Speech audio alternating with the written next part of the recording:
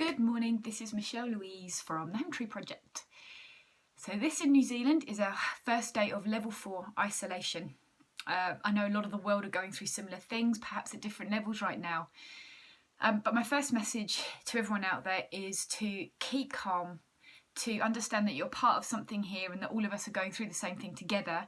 And there's something kind of comforting about that once you get out of the way of those first responses of feeling a little bit freaked. Once you've worked your way through all the biscuits and the chocolate or the gin or whatever it is you're going to do, and then you get to the point you're like, okay, I'm actually here and I'm having to do this for a number of weeks, there are certain things that I think might help you in finding that sort of alone time a wee bit easier, or being able to cope with being shut in your family or with your children or with yourself in a smaller space than normal for an extended period of time. Our bodies, which I always come back to as the way of helping us through and in understanding things, have inbuilt systems to help us when we're feeling a bit freaked, when we're feeling a bit like, I have just eaten my last chocolate hobnob and how am I supposed to handle the rest of these weeks in isolation?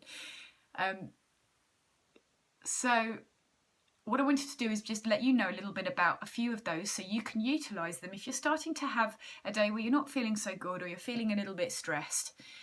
Which is normal, by the way, we're all having it, and myself and everybody I know, no matter what they do, have all had moments of this.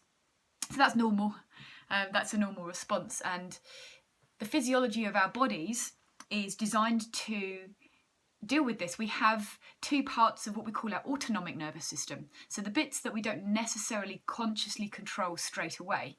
That's our parasympathetics and our sympathetic nervous system. You might have heard those words. So our parasympathetics are our rest and digest setting, if you like, and the sympathetics are our fight and flight, which a lot of people probably feel like they're in at the moment. So my first tip would be to try and engage with that parasympathetic way of being, even if you don't feel like you're in it. If you're sitting there going, this is crazy, what do I do? The first thing that I always do to engage that part of my nervous system is a big breath into this part here. So this is my diaphragm, and right into here, my solar plexus. So what you want to do is to take a big long breath and think of it traveling down through your lungs into this solar plexus area, and then breathe out. That will engage the solar plexus, that will fire that part of the nervous system off, which will help you bring that parasympathetic or rest and digest part of your nervous system into being. So it's not going to necessarily feel great straight away, but actually, especially if you're feeling quite triggered, but it's a really simple way to get out of your head, into your body, and it's almost like pushing a button.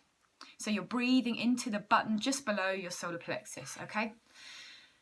The second thing to do to get your parasympathetic nervous system firing up is actually just to stop moving.